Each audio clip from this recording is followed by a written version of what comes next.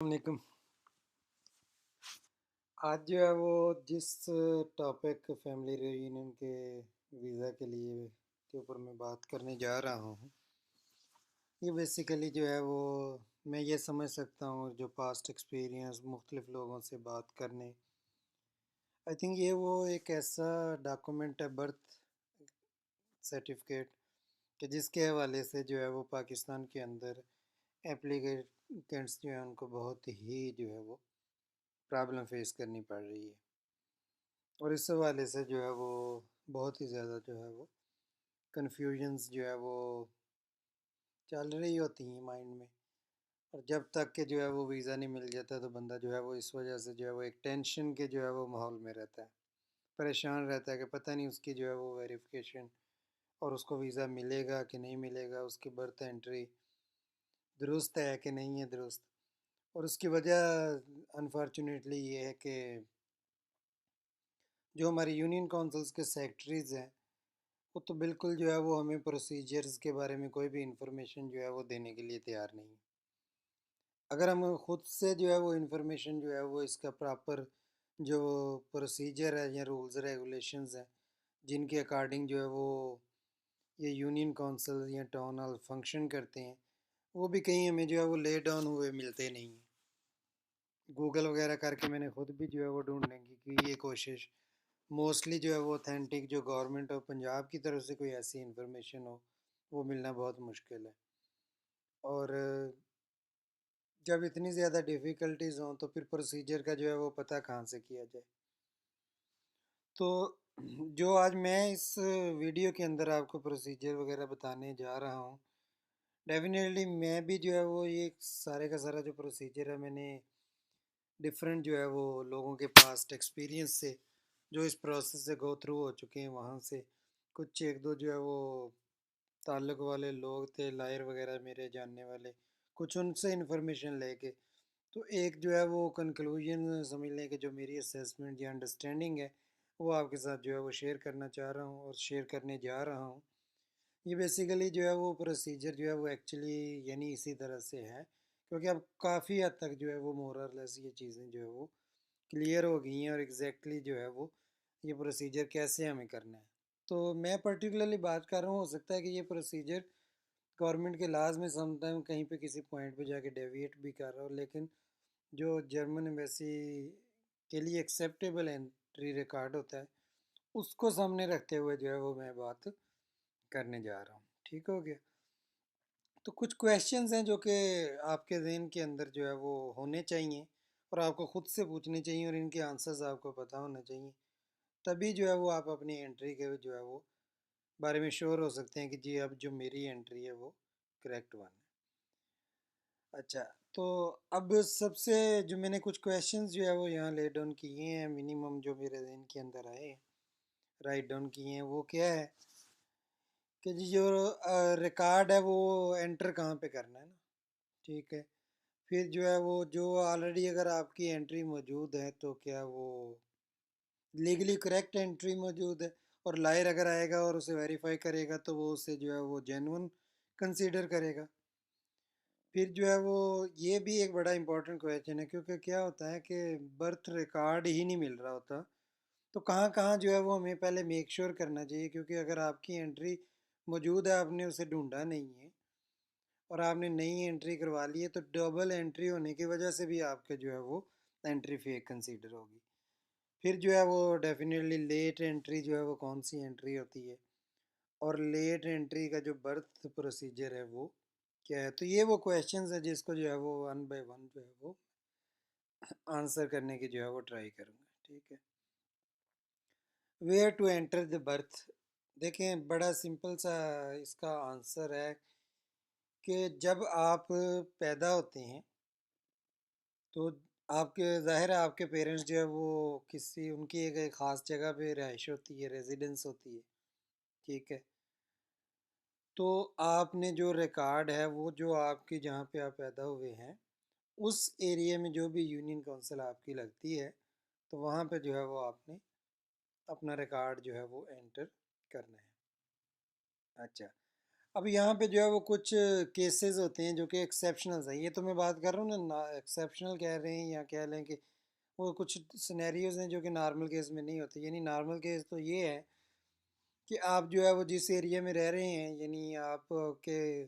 Father mother और आपके बहन भाई अगर आपसे पहले कोई बड़े हैं तो, और आप वहीं पे आपने घर में जो है वो आपकी बर्थ हुई है, यहाँ के आपके करीबी हॉस्पिटल में आपकी बर्थ हुई है, तो आपका एरिया जो है वो जो भी उस आपके घर की एरिया की यूनियन काउंसिल आपको लगेगी, तो वहाँ आपके पेरेंट्स ने आपका अंदराज करवा दिया, तो ये तो करेक्ट हो गया। कुछ केसेस के अंदर एक्सेप्शनल केसेस, फॉर एग्जांपल कि आप जो है वो अपने नाना नानी की तरफ हैं और वहाँ पे जो है वो आपकी जो है वो बर्थ हुई है, तो ऐसी सूरत के अंदर जो है वो आपका अंदराज जो है वो कहाँ किया जाए, ठीक है ना, कौन सा जो है उसके लिए एड्रेस लिखा जाए। तो देखें, ये जो हमारी बर्थ यूनियन काउंसिल है, इनके लॉज एंड प्रोसीजर्स के अकॉर्डिंग ये बात है कि आप जिस रह यानी अगर आप नाना की तरफ रह रहे हैं तो भी आप अपने दादा की तरफ, यानी जहाँ पे आप रह रहे हैं आपके फादर मदर एक्चुअल में जो इनका एड्रेस रजिस्टर है, उस एरिया की यूनियन काउंसिल के अंदर जो है वो अपना रिकॉर्ड आप एंटर करवा सकते हैं, ठीक है। और आप अपना रिकॉर्ड अगर जो है वो जहाँ पे आप ना अगर ना अपने नाना की तरफ हुए हैं तो वहाँ पर भी आप अपना रिकॉर्ड जो है वो एंटर करवा सकते हैं। जो असल चीज़ इसमें ज़्यादा अहम है वो जो मैटर करती है वो ये है, और मैंने पास्ट के अंदर जो है वो ये देखा है कि कुछ इस वजह से जो है वो सिर्फ ऑब्जेक्शन लग गई है कि जी आपका जो बर्थ का ये एरिया था वो डिफरेंट था और आपने अंदराज जो है वो डिफरेंट में करवाया। So I would suggest for German embassy कि जिस एरिया की यूनियन काउंसिल आप, यानी जिस एरिया में आप पैदा हुए हैं, वो अगर नाना की तरफ पैदा हुए तो उस एरिया की यूनियन काउंसिल में अपना अंदराज करवा लें। और अगर जो है वो आप दादा की जो है वो यूनियन काउंसिल यानी जहाँ पे आपके फादर मदर हैं, दादा तो जस्ट सिंबॉलिक यूज़ कर रहा हूँ, तो फिर जो है वो आप क्या करें कि आप जो है वो वहाँ पे अपना अंदराज करवा लें, ठीक हो गया। तो ये जो है वो अंदराज ये डेफिनेटली उस केस के अंदर के जब आप क्या ऑलरेडी अंदराज मौजूद हैं तो ये आपका क्वेश्चन ऑफ कंसर्न नहीं है। लेकिन अगर आपके कोई बच्चे हैं फ्यूचर के अंदर या अभी आपका कोई बच्चा है और आपने उसकी एंट्री करवानी तो उसके लिए आपको हेल्पफुल हो सकता है। अच्छा, आपकी एंट्री जो है वो करेक्ट हुई है कि नहीं हुई है, ये बड़ा इंपॉर्टेंट जो है ना वो क्वेश्चन है। अच्छा, जब लायर जाता है ना, यानी आपने जो है वो एम्बेसी के अंदर जो है वो कंप्यूटर बर्थ सर्टिफिकेट दे दी है,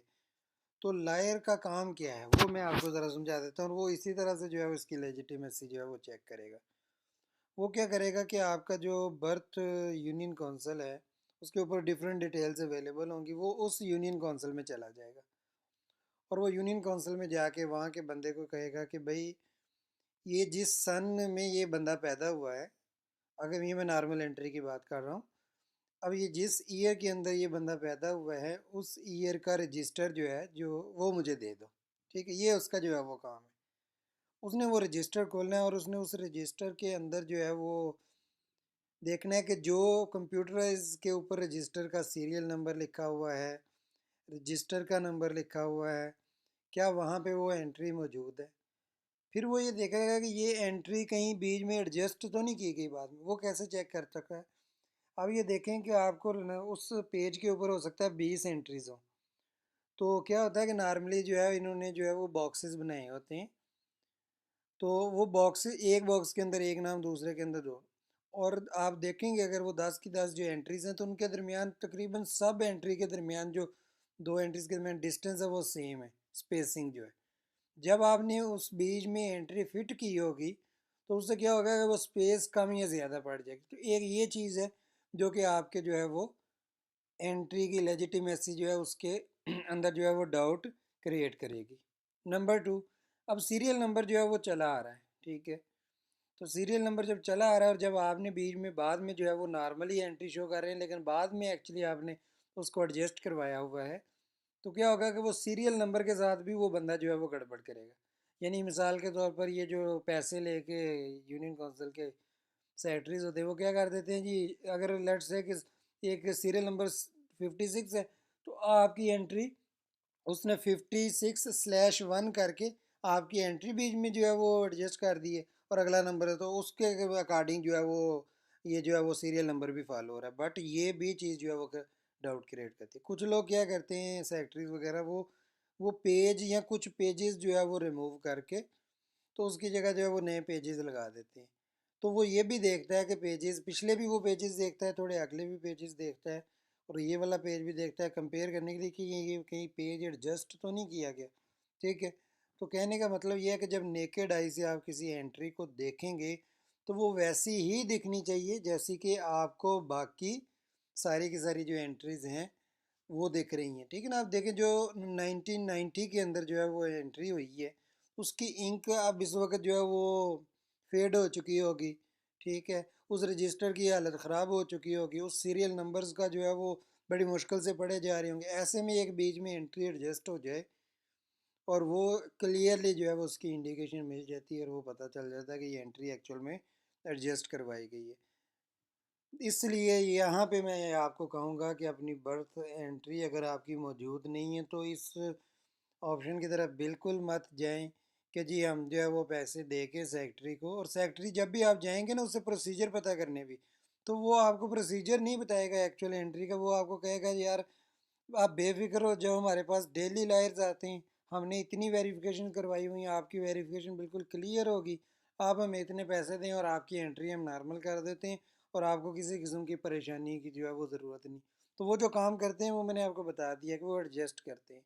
वो पेज जो है वो चेंज कर अच्छा ये भी यहाँ पे गौर करने वाली बात है कि एन मुमकिन है कि पास्ट के अंदर लोगों को ये प्रोसीजर करने के बावजूद वीज़ा मिल गया हो। आई डोंट नो कि उसकी रीज़न ये भी हो सकती है कि लायर जो है वो उसने जो है वो यानी वो जो यूनियन काउंसिल का बंदा था उसने उसकी एडजस्टमेंट ऐसे की है कि लायर को मिनिमम से मिनिमम जो है उस पर डाउट हो रहा था। ठीक है। दूसरी रीज़न ये हो सकती है कि हो सकता है कि उसने जो है वो क्या उसको कहते हैं कि लायर को मैनेज कर लिया, I don't know what ever. लेकिन एक बात याद रखें कि ये क्या वो बंदा अगर कोई आपको ये मशवरा दे कि भाई मैं इस प्रोसीजर से गुजर चुका हूँ और सक्सेसफुली जो है वो मैंने वीज़ा ली है, तो क्या वो बंदा आपको इस बात की गारंटी देने के लिए तैयार है कि अगर आप भी ये प्रोसीजर करेंगे तो आपको वीज़ा मिल जाएगा? अगर तो वो आपको गारंटी देने के लिए तैयार है, जो कि मुझे कन्फर्म है कि ना आपको सेक्रेटरी देगा और ना ही वो बंदा जो आपको ये मशवरा दे रहा है वो गारंटी देगा, तो फिर आप इस प्रोसीजर पे ना जाएं। क्यों ना जाएं? क्योंकि ये इलीगल प्रोसीजर है। कोई भी एंट्री जो है वो जब वो आप जिस डेट को आप जाते हो करवाने उस डेट ऑफ एंट्री वो होनी चाहिए उसकी।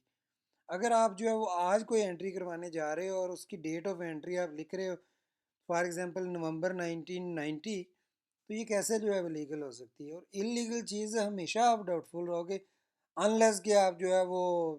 कहीं निकल जाते हो, बच जाते हो, कोई मैनेजमेंट कर लेते हो आप, जो कि वो ठीक नहीं है, मुनासिब नहीं, और आप निकल गए उसके बावजूद भी,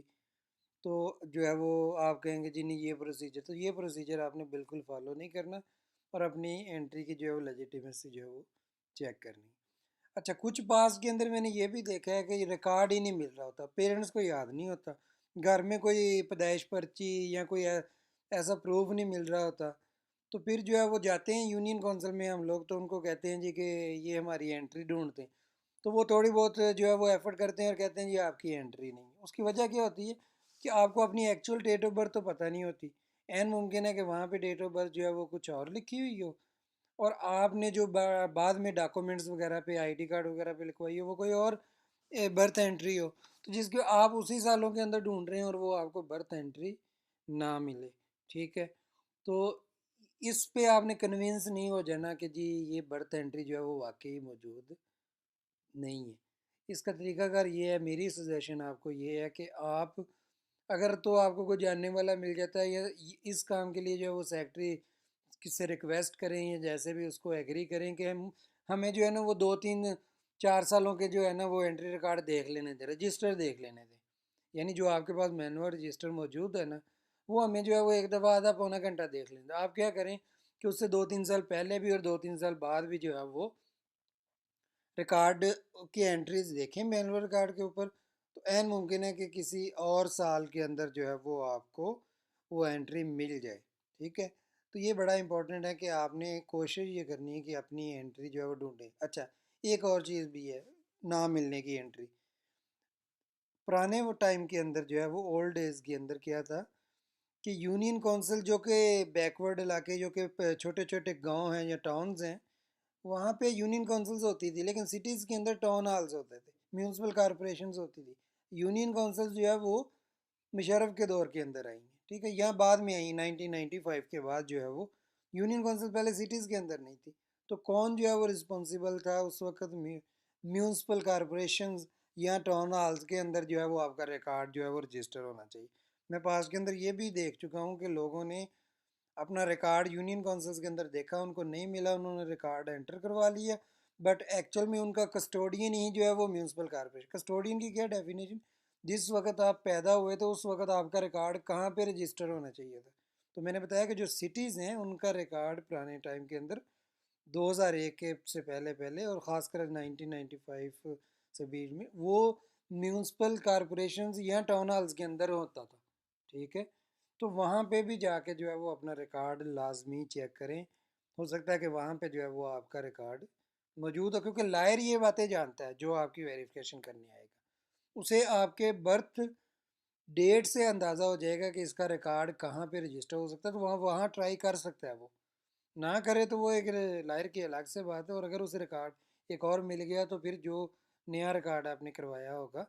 वो जो है वो फेक आपका बर्थ सर्टिफिकेट कहा जाएगा और आप कोर्ट आर्डर के जो है वो चक्कर में पड़ जाएंगे। तो ये वो सारी बातें हैं जो कि मैंने आपको बताई कि आपको अपना रिकॉर्ड ढूंढना चाहिए, रिकॉर्ड की लेजिटिमेसी चेक करनी चाहिए, और कौन सी यूनियन काउंसिल में जो है वो रिकॉर्ड। अच्छा, एक इसमें पॉइंट और है कि भाई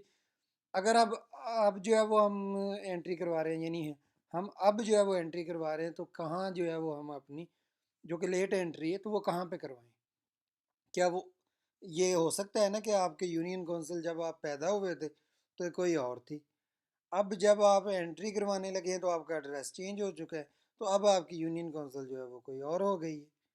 ठीक है ना। तो ये एक पॉइंट जो है वो हो सकता है कि ऐसी सूरत के अंदर जो है वो आप अपना रिकॉर्ड जो है वो कहाँ पे एंटर करवाएं, वहाँ जो कि जहाँ पे आप पहले रहते थे, या कि वहाँ जहाँ पे आप जो है वो अब रहते हैं। तो इस सिलसिले में जो मैंने कुछ लोगों से डिस्कस किया है और जो कि इस प्रोसेस से गुजर के जो है वो जा भी चुके हैं, तो उनका मशवरा जो उन्होंने मुझे भी दिया है वो तो यही उन्होंने दिया है कि जहाँ पे अभी आप रह रहे हैं जिस एरिया की यूनियन काउंसिल, क्योंकि अगर आप किसी दूसरी यूनियन काउंसिल में जाएंगे तो वो सिंपली आपको कहेगा भाई आप तो रेजिडेंट ही नहीं है इस एरिया के, तो मैं आपका रिकॉर्ड जो है वो एंटर नहीं कर सकता। तो चूंकि जो रिकॉर्ड आप आज करने जा रहे हैं उस रिकॉर्ड को जो है वो आपने क्या करना है, आज की जो है वो यूनियन काउंसिल के अंदर ही जो है वो एंटर करवाना है, ठीक है। तो अब आ जाते हैं जी कि लेट एंट्री क्या है। जब हमारा जो है वो हमने तसल्ली कर ली कि हमारा रिकॉर्ड जो है वो मौजूद ही नहीं है, ठीक हो गया, और अब हमें जो है वो लेट एंट्री करनी है। तो सबसे पहले हमारी एंट्री की डेफिनेशन, लेट एंट्री की क्या डेफिनेशन है? हर वो एंट्री जो आप बर्थ के 60 डेज़ के बाद करवाते हैं, आजकल के जो है वो लॉ के अकॉर्डिंग जो है वो एंट्री लेट एंट्री कहलाती है, ठीक हो गया। यानी अगर आपने जो है वो पैदा होने के डे से लेकर विद इन 2 मंथ्स के अंदर आपके पेरेंट्स ने या किसी के थ्रू उन्होंने ये एंट्री यूनियन काउंसिल के अंदर नहीं करवाई, तो ऐसी सूरत के अंदर आपकी जो एंट्री है वो लेट एंट्री कहलाएगी, ठीक हो गया। अब लेट एंट्री के अंदर भी जो है वो दो कैटेगरीज हैं। नंबर वन वो है जो कि 61 डे से लेकर 7 ईयर्स के दरमियान है, और नंबर टू जो है वो अबव 7 ईयर्स जो है वो लेट है। तो अगर जो है वो आप 61 से 7 ईयर्स के बीच बीच में आपकी एंट्री करवाने जा रहे हैं तो वो भी लेट एंट्री ही है, लेकिन वो लेट एंट्री का प्रोसीजर डिफरेंट होगा। और अगर आपने जो है वो 7 ईयर्स के बाद करवा रहे हैं, यानी अभी करवा रहे हैं और आप 2000 में लेट से पैदा हुए हैं, तो ऐसी सूरत में भी आपकी एंट्री लेट ही है, लेकिन उसका प्रोसीजर डिफरेंट है। तो पहले 61 और से लेकर जो हमारा 7 ईयर्स तक है, ऐसी लेट एंट्री के प्रोसीजर जो है वो ये है कि आप यूनियन काउंसिल के सेक्रेटरी को एक एप्लीकेशन लिखेंगे, साथ एक एफिडेविट देंगे, जिसके अंदर जो है वो आप उसको कहेंगे कि आप क्यों जो है वो ये एंट्री नहीं करवा सके, और जो है वो आप जो है वो उसकी डेट ऑफ बर्थ की जो है वो लीगल होने यानी सही होने की जो है वो हलफनामा देंगे, एफिडेविट देंगे, ठीक है। तो ये पेरेंट्स की तरफ से होगा, तो पेरेंट्स ही ये एंट्री करवाएंगे। तो पेरेंट्स जो है वो एप्लीकेशन देंगे यूनियन काउंसिल के सेक्रेटरी को, साथ में वो एफिडेविट लगाएंगे, 50 रुपये वाला जो है वो एफिडेविट आप ले लें। और साथ में जो है वो आपको कोई कुछ ना कुछ और मज़ीद प्रूफ देने पड़ेंगे। फॉर एग्ज़ाम्पल अगर आपके पास कोई स्कूल का सर्टिफिकेट है तो वो दें। सबसे बेस्ट है कि अगर आपके पास हॉस्पिटल में अगर आपकी बर्थ हुई है तो हॉस्पिटल का जो सर्टिफिकेट बर्थ का होता है वो दें साथ में, ठीक है। और अगर वो नहीं है, आपके घर में जो है वो पैदाइश हुई है,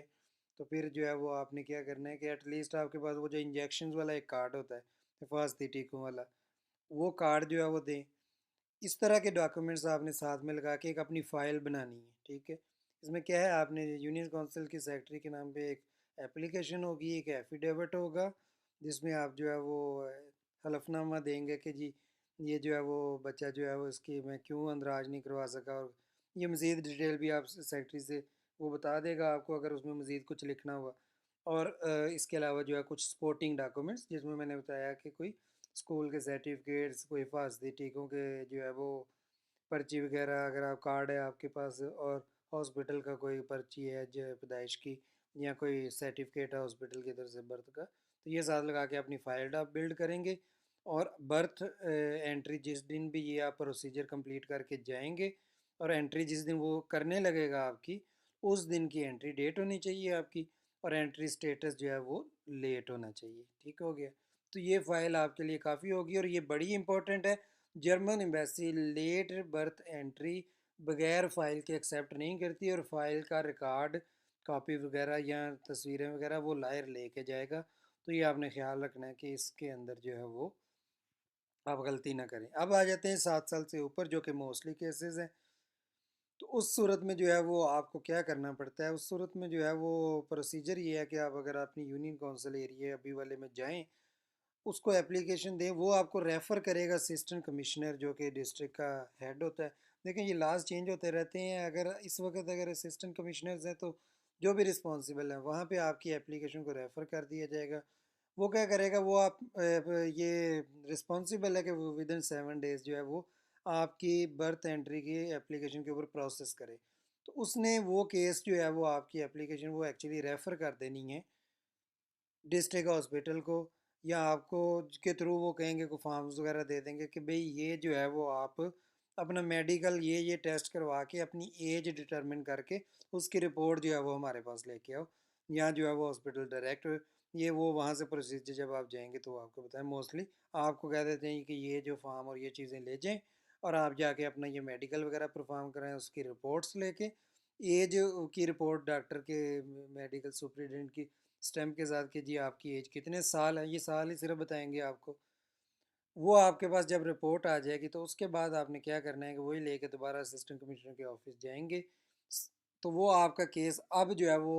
फॉर फर्दर एक्शन सेक्रेटरी को जो है वो रेफ़र कर देगा। सेक्रेटरी को आपको वही एफिडेविट, कोई आपके सपोर्टिंग डॉक्यूमेंट्स हैं, आईडी कार्ड की कॉपी आपके पेरेंट्स की, और इसके अलावा जो है वो आपके, अगर आप एजुकेटेड हैं तो एजुकेशनल सर्टिफिकेट्स वगैरह की कॉपीज़, ठीक है। पासपोर्ट है तो पासपोर्ट की कॉपी, और बाकी यही, और कोई पैदाइश के टाइम के अगर आपके पास कोई डॉक्यूमेंट्स हैं, जैसा कि मिसाल के तौर पर फास्ती टिकों वाला कार्ड, या कोई बर्थ का इस तरह की कोई भी, या पैदाइश पर्ची कोई एटसेट्रा कुछ भी है आपके पास, जो कि आपको, तो वो सारे के सारे आपने एफिडेविट, एप्लीकेशन, और बाकी मेडिकल की रिपोर्ट, और एडिशनली सर्टिफिकेट्स वगैरह लगा के अपनी फ़ाइल कंप्लीट करनी है, और उस दिन आपने फिर एंट्री करवानी है। डेट ऑफ एंट्री उसी दिन की होनी चाहिए, स्टेटस लेट होना चाहिए। तो यहाँ ये जो है वो आप की एंट्री जो है एक्सेप्टेबल होगी। आखिरी एक बड़ा इंपॉर्टेंट बात जो है वो मैं करना चाह रहा हूँ, वो ये है कि कुछ लोगों की एंट्री गलत जगह पे हुई होती है, ठीक है। यहाँ कुछ लोग जो है उन्होंने तो एंट्री अपनी करवा ली है सेकंड, उन्हें पहले का पता नहीं चला था। देखें, as per union council rules regulations कोई भी एंट्री जो है वो कैंसिल नहीं हो सकती, अलबत्ता क्योंकि कोर्ट ऑफ लॉ जो जजमेंट देती है वो भी लॉ ही कंसीडर होता है। तो इसी सूरत के अंदर जो है वो आपको कोर्ट आर्डर के थ्रू जो है वो, अगर यानी आप, जैसे मिसाल के तौर पर आपकी एंट्री बर्थ एंट्री मौजूद है,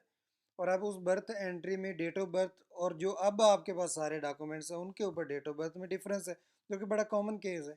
अब आप क्या करें, या तो वो सारे डॉक्यूमेंट्स जो है वो चेंज करवाएं अकॉर्डिंग टू जो कि आपका एक्चुअल रिकॉर्ड बर्थ का है, क्योंकि पुराने वक्तों में बर्थ रिकॉर्ड का डॉक्यूमेंट यूज़ नहीं होता था स्कूल में पढ़ने के लिए या आईडी कार्ड बनवाने के लिए या पासपोर्ट बनवाने के लिए। तो लोगों ने जो है वो डिफरेंट डेट ऑफ बर्थ जो है वो लिखवा के तो ये सारी चीज़ें बनवाई होती हैं। तो अब देखें, इन प्रिंसिपल कोई भी ऐसा लॉ नहीं है मौजूद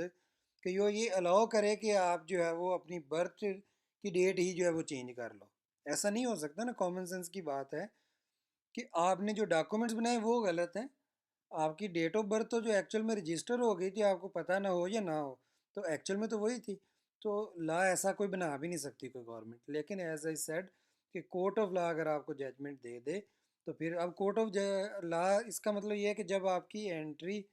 मौजूद है, डेट ऑफ बर्थ गलत है और बाकी सारे डॉक्यूमेंट्स पे जो है वो कोई और है, और आप ये डिसाइड करना चाहते हैं कि नहीं जी मैं जो है वो डॉक्यूमेंट्स पे नहीं करवा सकता, उसमें हर्डल्स हैं, मना कर रहे हैं जो भी अदारे हैं उसको सही करने से। तो अब आपने सोचा जी कि मैंने जो है वो अपने जो रजिस्टर के ऊपर एंट्री है डेट ऑफ बर्थ, तो फिर उसी को चेंज करता हूँ, हालांकि सही वही थी, लेकिन अब मजबूरी में उसी को, तो ये काम आप जो है वो सिर्फ और सिर्फ कोर्ट ऑफ लॉ के थ्रू कीजिए। कोर्ट ऑफ लॉ इसको क्यों कंसीडर कर लेता है, देखिए वो फिर ये जो लायर है ना, अगर जब उनसे आप डिस्कस करेंगे वो आपको बताएंगे कि उसमें ह्यूमैनिटेरियन ग्राउंड्स भी आ जाती हैं, आपका फ्यूचर भी देखा जाता है। उसमें ये देखा जाता है मिसाल के तौर पर कि कल को आपको अपने पार्टनर को जाके यहाँ आके जर्मनी में जो है ज्वाइन करना है, तो आपके ये पूरा फ्यूचर ख़राब हो जाएगा, आपकी मैरिड लाइफ बर्बाद हो जाएगी अगर ये नहीं होता। तो इन सारे फैक्टर्स को कंसीडर करते हुए कोर्ट ये कहती है कि इस बंदे की जो है वो पहली एंट्री को कैंसिल किया जाए और इस डेट ऑफ बर्थ के अकॉर्डिंग जो है वो नई एंट्री जो है वो इसकी की जाए। तो फिर जो है वो जब ये कोर्ट के, तो उसके मुताबिक जो है वो एंट्री आपकी हो जाएगी और वो एक्सेप्टेबल होगी। आपने क्या करना है, सिर्फ यूनियन काउंसिल के अंदर कापी जो है वो कोर्ट आर्डर की लाजमी देनी और अपने पास भी लाजमी रखनी है, एम्बेसी को देने की ज़रूरत नहीं। अगर किसी फ़र्ज़ करें आपकी अपॉइंटमेंट करीब है और अब आपके पास जो है वो कोर्ट और ये केस कि सब करके जो है वो पहले आपके जो है वो तैयार करना रेडी पॉसिबल नहीं है, तो इसका मेरा मशवरा ये है कि बर्थ जो सर्टिफिकेट है वो जमा ना करवाएं अपॉइंटमेंट के टाइम पे, उनसे टाइम ले लें, उनको कहें कि मेरा कोर्ट ऑफ लॉ में जो है वो केस चल रहा है, कोई इशू था। तो उसके बाद जो है जैसे ही आपको करेक्ट कोर्ट आर्डर के बाद बर्थ सर्टिफिकेट मिले तो वही जो है वो एम्बेसी जो है वो उसमें सबमिट करे। इसके अलावा किसी चीज़ के लिए कोर्ट आर्डर की ज़रूरत नहीं है, अनलेस कि अगर आपकी ऑब्जेक्शन लग जाती है और उसके बाद फिर एम्बेसी आपको बाउंड कर देती है कि आप जो है वो कोर्ट आर्डर के थ्रू इस चीज़ों को करेक्ट करें। अच्छा, ये बात याद रखें कि नादरा के पासपोर्ट के और आईडी कार्ड के अंदर अगर आप डेट ऑफ बर्थ अपनी चेंज करवाते हैं तो उसके लिए कोई जो है वो आपको कोर्ट आर्डर या एट्सेट्रा इन चीज़ों की ज़रूरत नहीं, क्योंकि ये जो इंस्टीट्यूट्स हैं इस पर ट्रस्ट करती है एम्बेसी, इनके डॉक्यूमेंट्स को बगैर वेरिफिकेशन के एक्सेप्ट करती है। हाँ, क्योंकि ये लोग ऑलरेडी ही जो है वो प्रोसीजर जो रिक्वायरमेंट्स हैं उसको पूरा करके ही कोई चीज़ चेंज करते हैं, तो इनकी एंट्रीज़ के ऊपर आपको कोर्ट आर्डर जो है वो लेने की ज़रूरत नहीं होती। तो इनमें अगर आपने कोई चेंज करवानी तो आप सिंपली जाएं, आपके पास उन डॉक्यूमेंट्स हैं उनको वो डॉक्यूमेंट्स के साथ दें कि भाई ये एंट्री मेरी गलत हुई, इसको ठीक करें, नाम में कोई गलती है, स्पेलिंग में गलती है,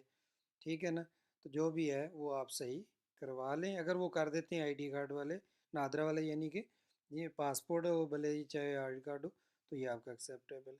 वीडियो आज भी लंबी हो गई है, लेकिन मैंने इसलिए इसको बड़ी डिटेल के अंदर डिस्कस कर दिया है कि देखें ये बहुत बड़ी प्रॉब्लम है और इसकी वजह से आपको बहुत डिफ़िकल्टीज होती हैं। तो इस प्रोसेस को समझें और इसी को फॉलो करें प्लीज़। ये जो पैसे दे के अपनी एंट्री को एडजस्ट करवा के फिर सारा दिन साल जो है डाउट में रहते हैं, मैनेजमेंट में लगे रहते हैं, अगर किसी का केस पास्ट में हो भी गया है तो, और हो सकता है फ्यूचर में भी हो जाए प्रेजेंट, लेकिन इससे बचें और जो एक्चुअल लीगल प्रोसेस है उसी को जो है वो फॉलो करें। खुश रहें, दुआओं में याद रखिएगा। अल्लाह ताला हम सब का हामी नासिर। अल्लाह हाफिज़।